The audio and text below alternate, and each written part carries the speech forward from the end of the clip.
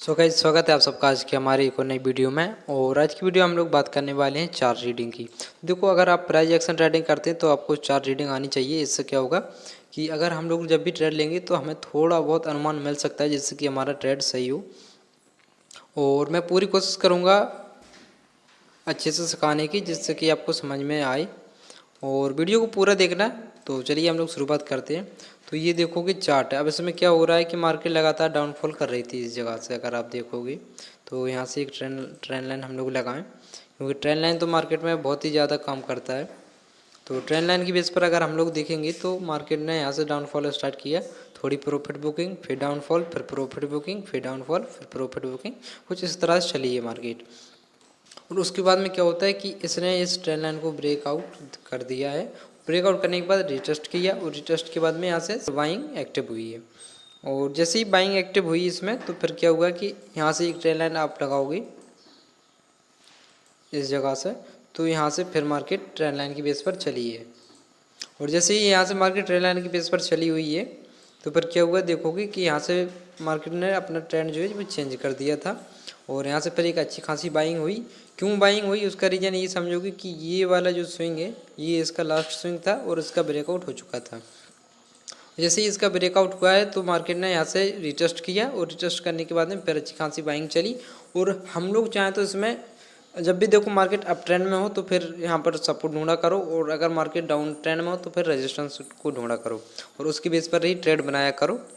और अभी देखेंगे तो मार्केट यहाँ से ट्रेंड लाइन की बेस पर चल रही थी और फिर क्या हुआ कि ट्रेंड लाइन यहाँ से ब्रेक डाउन हुई और ब्रेक डाउन होने के बाद में मार्केट फिर से डाउन साइड के लिए आ गई थी।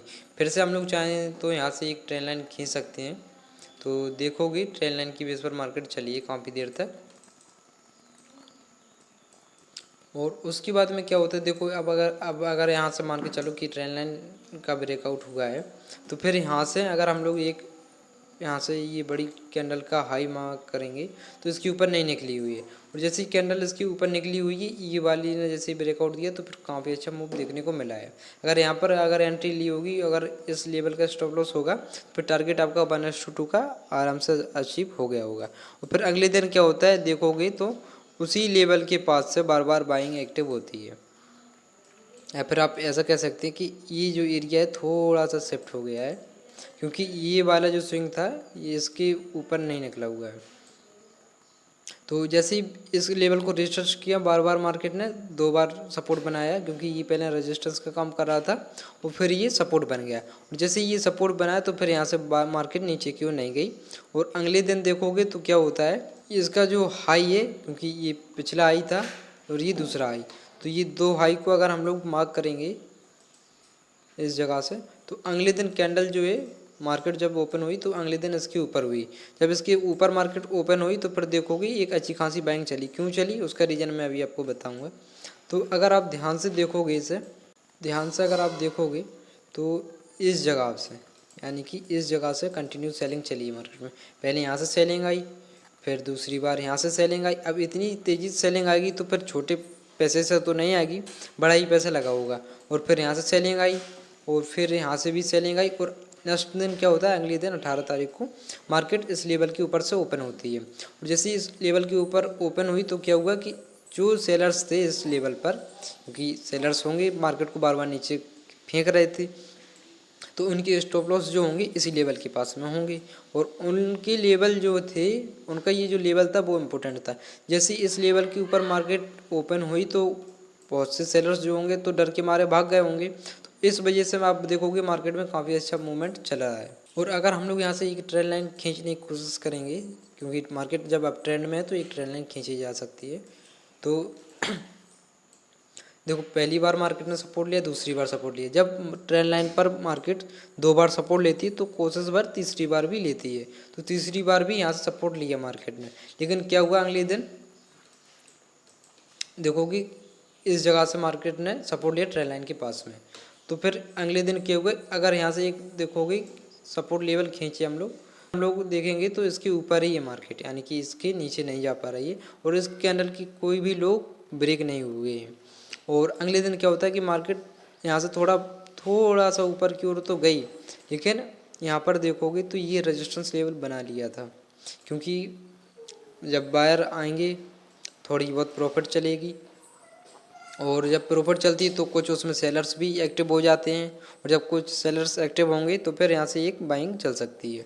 और अगले दिन क्या हुआ कि थोड़ा टाइम था इसलिए मार्केट यहीं पर क्लोज हुई, और अगले दिन देखोगे तो फिर से मार्केट गैप अप ओपन हुई, क्योंकि बाइंग प्रेशर इतना ज़्यादा है तो मार्केट गैप अप ओपन हुई।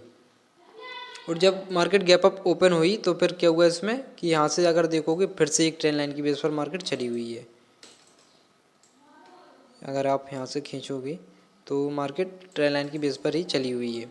और अब मैं बिल्कुल सिंपल तरीका एक आपको बताऊंगा, जैसे कि अभी आप लोगों ने देखा कि ट्रेंड लाइन की बेस पर मार्केट चल रही है, तो ये चीज़ें मार्केट में काम करती है, support, resistance, trend line, market behaviour, market structure, और इसमें मेन चीज़ प्राइस एक्शन में जो आता है कैंडलस्टिक पैटर्न, चार्ट पैटर्न्स। तो अब यहाँ पर अब मैं आपको चार्ट पैटर्न भी दिखाने वाला हूँ।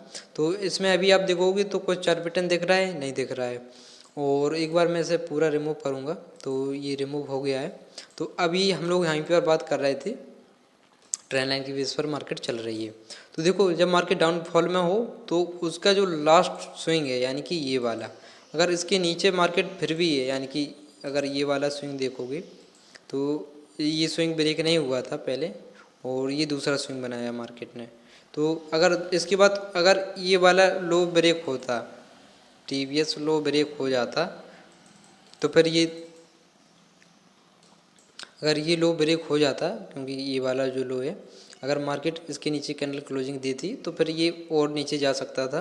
लेकिन अगर ये वाला लो ब्रेक नहीं हुआ, यानी कि यहाँ पर सपोर्ट क्रिएट कर लिया मार्केट ने, और जब सपोर्ट क्रिएट किया हुआ है तो फिर यहाँ से एक बड़ी कैंडल आई, और उसके बाद में धीरे धीरे करके मार्केट जो है ऊपर क्यों निकलने लगी। अब इसमें अगर आप थोड़ा देखोगे, क्योंकि ये जो स्विंग था प्रीवियस वाला, ये वाला ऊपर का था और ये वाला नीचे का, पहले नीचे बन गया उसके बाद ऊपर, क्योंकि मार्केट नीचे से ऊपर जा रही थी, प्रॉफिट बुकिंग हो रही थी, ये प्रॉफिट बुकिंग चली, फिर से यहाँ से सेलिंग एक्टिव तो हुई, लेकिन सेलर्स इतने ज़्यादा नहीं आए, क्योंकि उन्हें लगा होगा मार्केट में पहले से इतनी सेलिंग आ चुकी है और अब ज़्यादा सेलिंग नहीं हो सकती। तो फिर ये दूसरी बार यहाँ से मार्केट ने सपोर्ट बनाया, जब सपोर्ट बनाया तो मार्केट ऊपर क्यों निकलने की कोशिश की। और अगर आप इसे पूरा क्लीन करके देखोगे एक बार, तो जब डबल 2 बार मार्केट सपोर्ट ले तो तीसरी बार भी सपोर्ट लेती है। तो अगर आप पूरा ध्यान से देखोगे इस जगह से तो एक चार्ट पैटर्न आपको देखने को मिलेगा। तो ये कौन सा पैटर्न है, डब्ल्यू पैटर्न। तो ये डब्ल्यू पैटर्न सा कुछ बन गया है, ठीक है। और डब्ल्यू पैटर्न पर क्या होता है कि मार्केट जब भी डाउन ट्रेंड में और कोई डब्ल्यू पैटर्न बने तो मार्केट में काफ़ी अच्छी बाइंग देखने को मिलती है। और जिन लोगों ने एंट्री मिस की होगी उन लोगों ने इसके रिटेस्ट पर एंट्री बनाई होगी, क्योंकि ये मार्केट का ये डब्ल्यू का जो मेन पॉइंट है ये बीच का पॉइंट है, और इसके पास में मार्केट जैसे ही आई फिर से बाइंग एक्टिव हुई है। तो इस तरह से भी हम लोग चार्ट रीडिंग कर सकते हैं। तो वीडियो कैसी लगी कमेंट करके ज़रूर बताना, और चैनल पे नए हो तो सब्सक्राइब कर लेना। और अगर आपके मन में कोई भी सवाल है, आप कुछ पूछना चाहते हैं तो कमेंट करके पूछ सकते हो। और मिलते हैं अगली वीडियो में, जब तक के लिए बाय बाय।